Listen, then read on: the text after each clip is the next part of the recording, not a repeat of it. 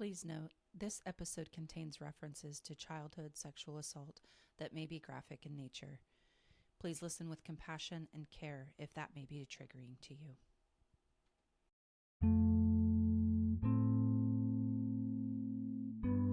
Hi, friends.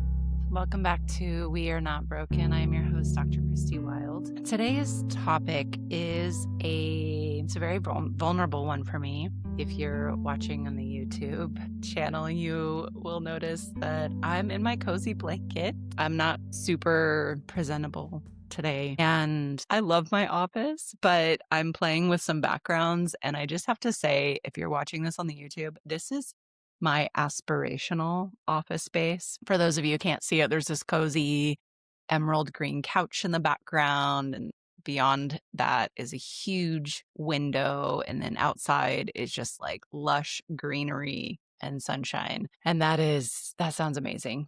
But in real life, I've got my cozy blanket. I've got a little fire going. It's a fake fire, but I like to pretend. Because today I'm talking about something incredibly vulnerable for me, but it's a topic that has been coming up in various places. In fact, someone actually reached out to me on Threads through DM to ask about my experiences with this. And so I wanted to share today a little bit about different ways of knowing. What do I mean by that? Well, being a survivor of childhood sexual assault and really any childhood trauma means that you don't have necessarily your memory to rely on when it comes to knowing what's happened. You have only your body and other things, other clues to pay attention to. And that's what I want to talk about today, not from a prescriptive place, but from my own reflections and the ways that I've been piecing together what my childhood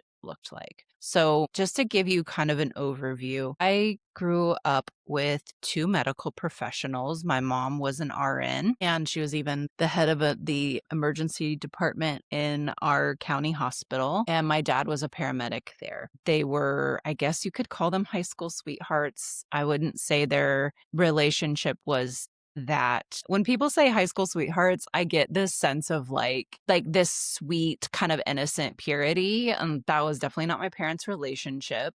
My dad came from a home where his father left when he was a young kid. And there are other pieces to that I'll go into later.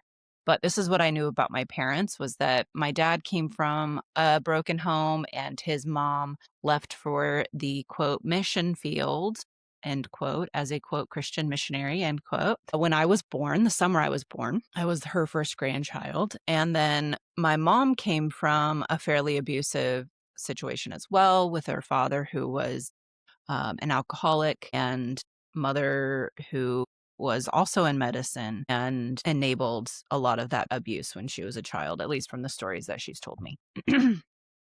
So those are my parents, and they were very well respected in our community. My mom, as a leader and a fierce leader, really, she had a lot of people who looked up to her, including me. And my dad polished his image really well in the community. Everyone looked to him as a helper and someone who really cared about them. We had an elderly neighbor whose husband was bedridden, and he would go up over there every day to help, like every day that he was off work, to help move him from the bed to the living room, etc. So he did these kinds of things that endeared him to people. I actually grew up feeling very proud of my parents and feeling like they had really done a lot for our community. And I aspired from a young age to go into medicine like they did. And so that's how much of an image I had created. So I had a pretty chaotic life otherwise. Apart from those things, my parents were arguing often. There was a lot of confusing experiences in my home. By confusing, I mean like fights and arguments I didn't understand, ways that my parents would respond to those things that were off balance. I'll step back. I had a series of challenges as a young adult that really threw me and destabilized me. I struggled with housing. I struggled with keeping a job. I struggled with financial things. I went to school. I went to a private Christian school to get an English degree. So I had a lot of debt. And then on top of that, I had turbulent relationships with my family and also with friendships and with people I was dating or wanting to date. Fast forward, I hit a wall with this life I had created in Indianapolis, and I decided that I was going to move. I sold everything that I owned. I packed up my car and I moved to the Pacific Northwest. Within a year or so of that move, my trauma memories started to come back. What I'll say is I recognize now that that's because my body started to finally feel safe. And that's why I was able to have them come back. But the first memory started with a really bad headache. And I was staying with someone who was I think she would consider herself on the kind of in the category of shamanic healing. She did a lot of spiritual healing work. She was very attuned. And so I told her I had this headache that went through my dreams even, like it was hurting that bad. And it felt different. I have had migraines throughout my life, but this was different. And that felt like a signal to me, like, hey, can you sit with me? Help me figure out what this is. So she sat with me and I started gasping like I couldn't breathe. And I was like, hey, I feel like I'm being choked. And she was like, I see the hands around your neck, but I can follow them up the arm, but I can't see the face. Do you know who it is? And I just knew in an instant with my entire being, it was my grandfather. I just knew. And that's when the memory came back to me. But I will say it was not like a traditional memory. It was as if I was floating above the room and I saw him choking me. I was about 3 to 4 was the knowledge that came to me, and 3 or 4 was what I kept getting. I was kicking. I now understand this is what toddlers do. So I have a toddler. I was kicking and trying to reach him, but I couldn't because his arms were longer. I don't know exactly how he assaulted me, but the next thing I knew, I was staring. I was catatonic. I was just laying there limp and lifeless, staring into space. And my dad came in. He opened the door. He came in on this moment. And then I kind of like zoomed out and I was like floating over the house. And then I heard, don't tell anyone or your dad will be in trouble. And this all just came at me in a rush. My body was shaking. I felt as if I had been violated all over again. I felt very vulnerable and defenseless. And I literally walked the city that I was staying in and just cried and shook and cried and slept. My mom asked me if I was sure when I told her.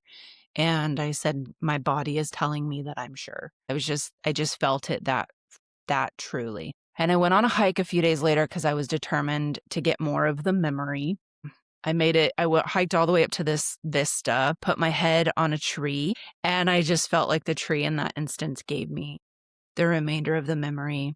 It was just still fragmented, but it was a confirmation that I had been sexually assaulted. And I laid there at the base of that tree and cried. People were walking up. I laugh. This is not funny, but it is. You know what I mean? People were walking up and I was just like, I just did not give a fuck. I was just laying there. It was coming out. So with that kind of confirmation that something had happened, I started the process of telling my family. And it was very slow. I was very hesitant. I didn't want to do this. I wasn't sure how they would react, but I also wasn't expecting the reaction that I got. My dad called because it was near my birthday and near Father's Day, and he had called to talk. And I told him what happened about the memory, and it set him off. He started railing at me, verbally abusing me, denying everything. I don't think I told him that I saw him in the memory. I just told him what happened to me. And he was like, this can't be my dad, maybe your mom's dad, like just totally deflecting. As I have learned, I took the role of parent, which is like very typical for me. Took the role of parent. I finally told him, you can't can be upset about this and you can say, I'm not ready to talk about this right now, but you can't treat me the way you're treating me. And he was like, fine, I'm not ready to talk about this. Click, and hung up on me. And it was like, I felt like I'd been gut punched. I had a friend years ago who told me, she's a social worker and counselor, and she's like, there's always like a secondary trauma. There's the trauma that happens, and then there's the secondary trauma of telling people and not being believed. And that's what I experienced. I just laid on the floor and I cried for hours. I just felt a grief I have never experienced in my life. I started to seek counseling as much as I could or knew how to. I was in a really transitional phase of my life. I was getting ready to go back to school, and I was working in a state park and living out kind of primitively in the woods. But I started to process it. Oh, and in the mix of all this is that the reaction I had from my family is that they all completely turned against me. It was like I was once in the circle, and then they all turned their back and formed and um left me out of the circle. So I was no longer a part of the family unit. And even my sister, whom I love dearly, was too torn by these two forces.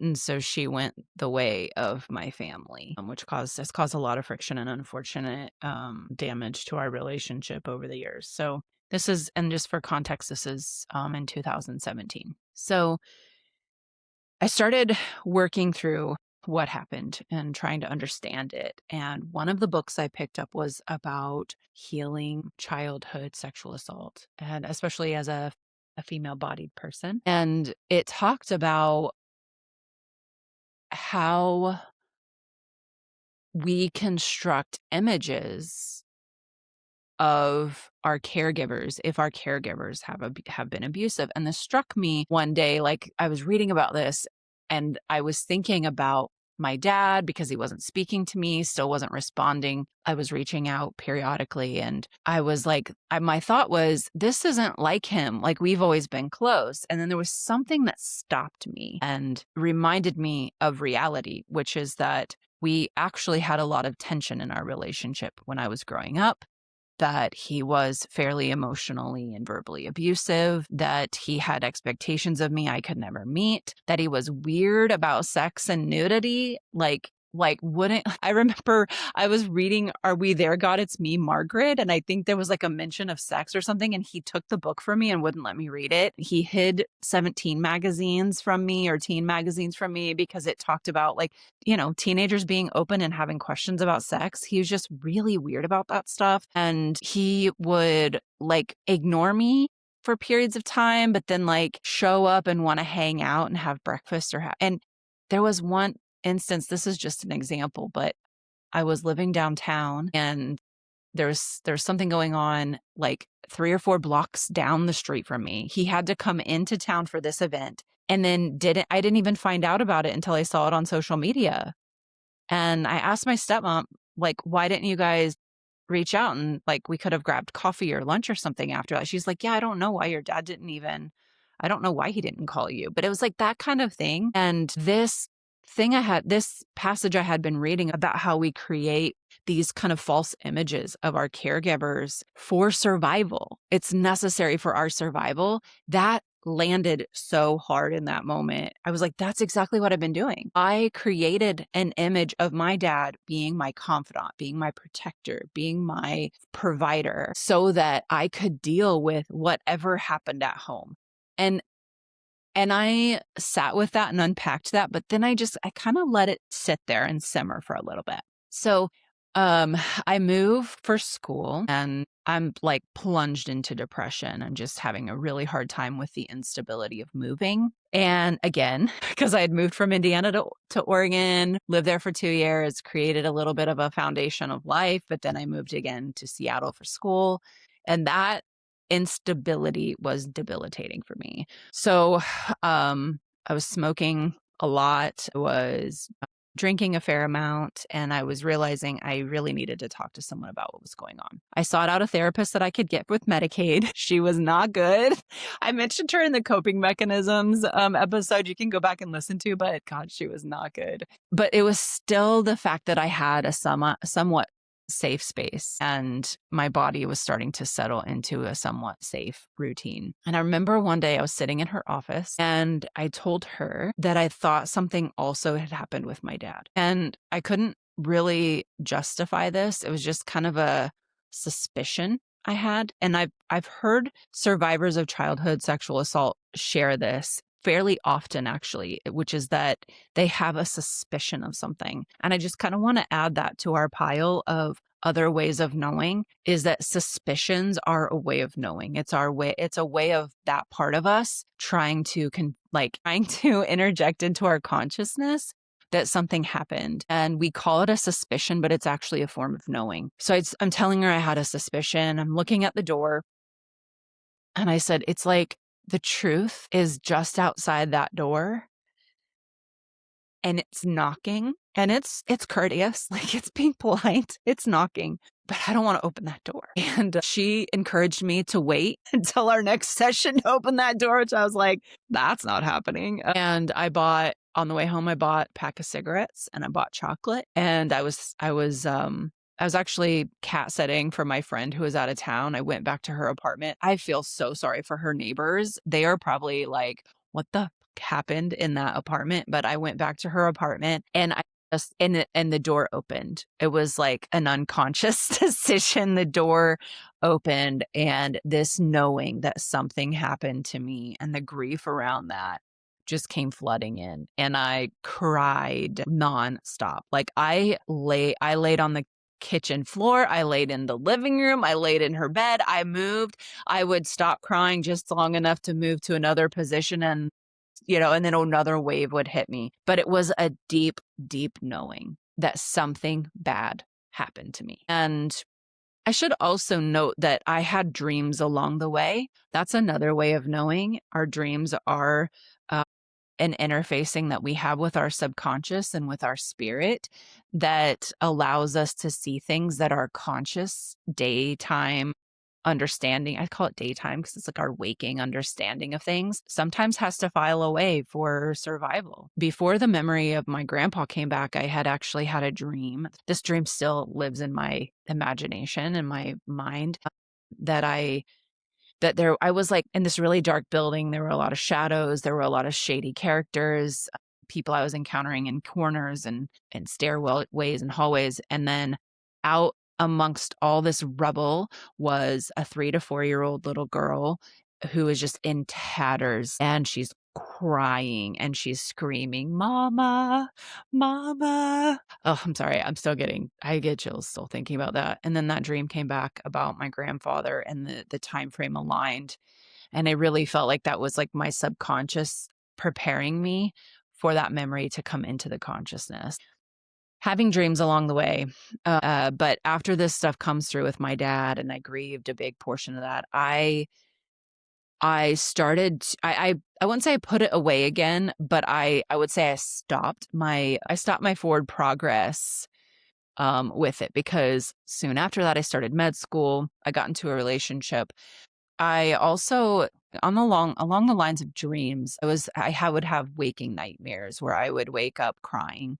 I always call them my crying dreams because they affected me and impacted me so hard I would wake up crying. I got into a relationship with a really safe and solid person who was just loving and compassionate. And I realized I was also waking from some of those dreams, like crying out or saying things, because now I had someone to witness that. I also had someone to hold me through that, which was a tremendous gift. But I put away a lot. Okay, again, I didn't put away. I stalled a lot of the work I was doing around my dad. And then I graduated med school, and then I took my boards. And after that came a huge vacuum of stress and pressure and demand. And I was in a city where I felt at home. I was being surrounded by a new community where I felt seen and loved. And that's when more ways of knowing started to show up. And I started to put together other clues. Other clues. What do you mean by that? Other clues? Well, one of those clues was that I never had a pediatrician growing up. In fact, I never had a doctor's visit that I can remember that wasn't an emergency. So my mom worked at the health department. She did well child checks for kids, which means she did vaccine clinics, and she gave me all my vaccines. And then when it was time to do sports, I started playing sports when I was I started playing sports when I was like in 3rd or 4th grade. Younger? Second grade, I think. I started. Anyway, I had to get sports physicals. My mom filled them all out and got her doctor friends in the ER to sign them. And then, like, it was so bad. This avoidance of doctors is obviously not an avoidance of medical care, because I grew up in the emergency room. I had like friends, but I never got to have a health visit with these doctors. And why would that be? Well, because what happens in a health visit if your kid is enduring sexual violence? Shit comes up. And these doctors are my parents' colleagues. They are the people who they've built a reputation with, and they are the people that would ultimately be mandatory reporting abuse. So that was a piece. That was a piece of the puzzle where I was like, oh, wait a minute. They were intentionally hiding this. Okay, so something really did happen. That was like such a confirmation. I had a couple memories that I had that were just weird. Like I would look at them every now and then and be like, that's a weird memory. And I'm not going to share them here because they're too graphic. And also I don't think it's necessary for me to air all of my traumas for the sake of this point to be made. I wanted to record this episode a couple weeks ago, but I had two memories come back. And it was like they were these lost pieces of the puzzle. I just was taking a shower and it was like they were swirling and circling and then they just came right together. And I was like, oh shit, that is what happened. And once that memory came together, it was like I was experiencing it again, all over again.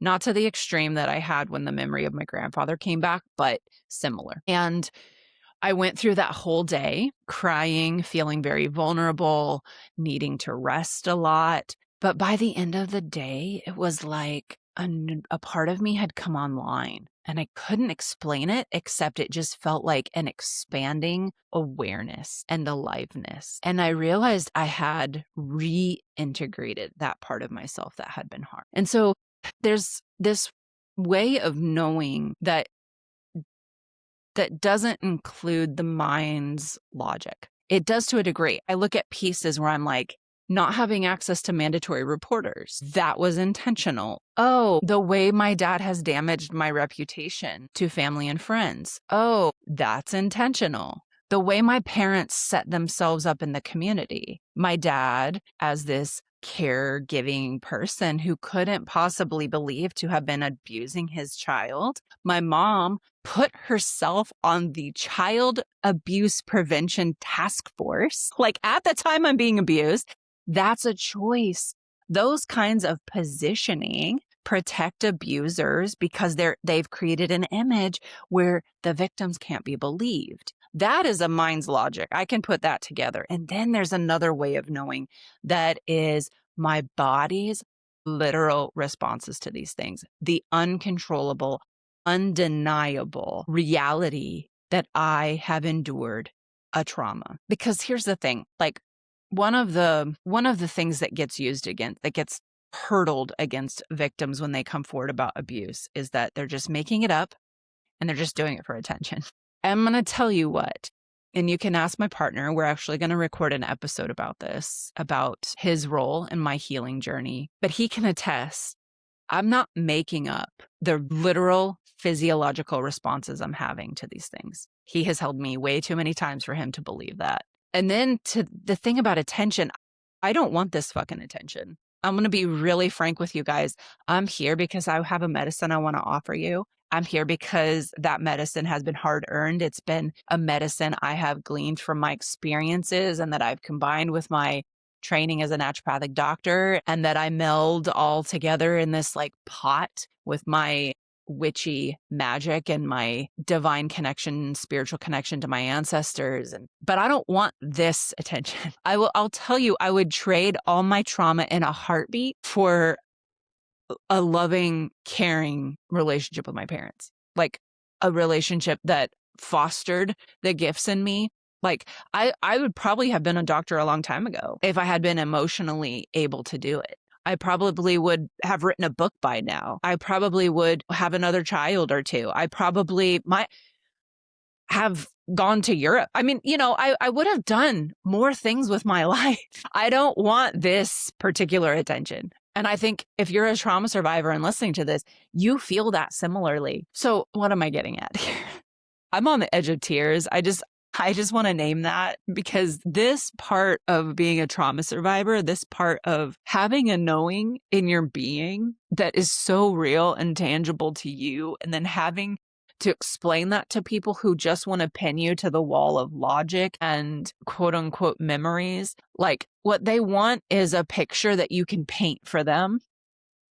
And sometimes that's like impossible when your memories have been hijacked. So, I'll give you this example. I had a memory of my dad wanting to exchange back tickles. And this felt very innocent to me as a kid, at least in the memory that I held of it. We would scratches. That's what it was. Scratches. And what that meant was like, we'd run our fingers along his back, kind of like, when you're a kid and you do the like rain on someone's back, you like just kind of lightly tickle someone's skin with your fingertips. We had this exchange program essentially where he's like, you tickle my back, I'll tickle yours. Through this process of remembering, I went back to that particular memory and I started to like get sick to my stomach thinking about it. And so I went actually back to evaluate it. And what I thought was that he would tickle my back till I fell asleep was actually he would tickle my back and then the memory blacked out. I wasn't falling asleep. I was intentionally shutting down my memory making system and my nervous system because I had to survive what was coming next. And that's one thing I'll just say here too, is like, we never shied away from talking about back tickles. In fact, and this I feel like such a betrayal of myself, but I actually came to a point where I wanted them because my dad was also very emotionally unavailable. And he wasn't an intimate person. He was kind of a cold person, actually. And so these offerings of intimacy, I craved them. And I can't tell you how betraying that feels to know that I craved these moments where where I would be abused. It's so hard. There's so much grief there. But here's the other thing is like these families where abuse is common, abusive moments get turned into family lore. They get turned into haha moments or places is a lot of comedy around it, which I just find bizarre, but it's true. And a classic example, my mom's family, my grandfather had cats. He liked to feed milk, like bowls of milk. And when they wouldn't drink it, he would say, eat it or wear it. And then if they didn't eat it, which like most cats don't really like cow's milk. It's weird. It's weird that we've associated them with that. But when they wouldn't eat it, he would dump the bowl of milk on their head. And these are outdoor cats. So the milk would crust and solidify and attract bugs. And here's this cat walking around and it's a humiliation as well. So everyone's like laughing. And then this phrase that my grandfather said became a joke in the family. Eat it or wear it. He. Like, wait a minute. That's abusive, straight up. But that's the thing too. That's another thing is that when you really look at the way the lore and the mythology of these families gets played out, abuse is actually being hidden in plain sight. It's a part of the lore. It's baked in to the humor, the inside jokes, the ways we relate to each other. It's so baked in. It's so normalized so that you never question what actually happened to you until you start questioning. And then your body starts responding. And, speaking of bodies, like that was something I came to understand over time, was that my body would actually have a physical response to I call it my dad wound, because tell you exactly where it is. It's on my right side.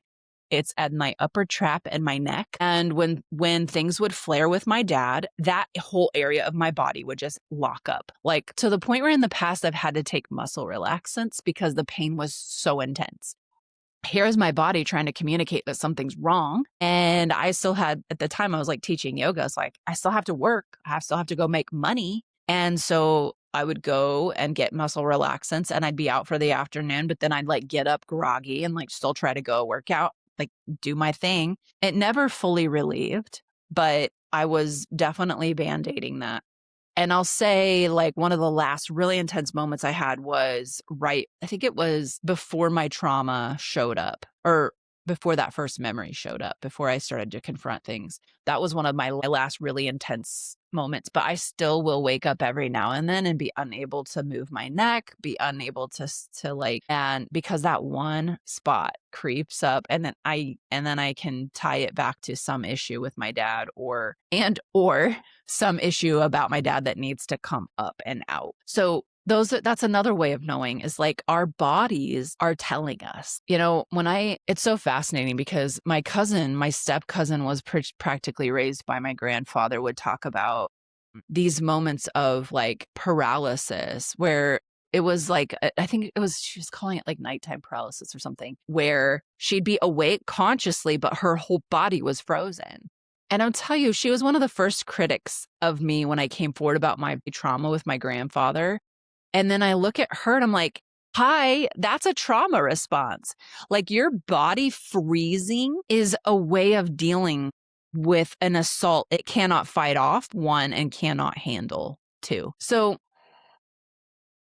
I'm tapping right now. I'm tapping my heart center because I realize that really helps me move through these moments where I'm feeling very overwhelmed. My nervous system is feeling overwhelmed. That's the thing. Like sharing all of this with you will take its toll on me. I will have to rest more today. I will probably cry a little bit more, and I'm going to do some tapping here. My point in sharing that is not that I'm a martyr for the cause. It's that facing what has happened to us also takes a toll. It also overwhelms our emotional and nervous systems and our mental capacities. So if listening to this has done that for you, please take care of yourself. I see you. I get it. I'm right there with you. And I want us all collectively as trauma survivors to like respond with more compassion for ourselves, more understanding, more love, because we deserve it. If you are responding in any kind of way, it is not because you're defective or something is wrong with you. It's because violence happened to you, and you deserve all the love and care and compassion you were never given. And I say that because I say that to myself. I say that to you because I've learned to say that to myself over and over and over again. I've trained myself to have that response because nobody showed me how. I was abused and used, and then I was forced to stay silent. I was not held. I was not taken to a doctor. I was not given compassion. And that's been part of my healing journey, is to learn how to give that to myself. Thank you so much for listening. I am, on that note, creating a workshop. It technically has a scheduled date, but I'm going to record it and actually have it available on my website so you can purchase it anytime and watch it whenever you can, whenever you're ready, because this material is heavy, but it's a toolbox. It's a toolbox of resources. It's called Restoring Balance. And I would recommend watching it and considering it, and then putting one or two pieces into play. Don't feel like you have to do everything. Just do what feels good.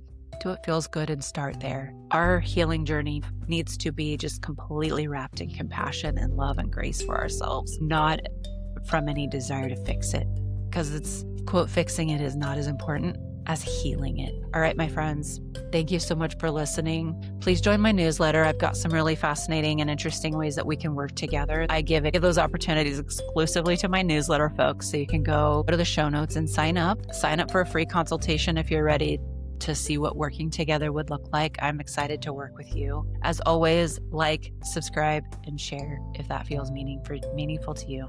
Until next time.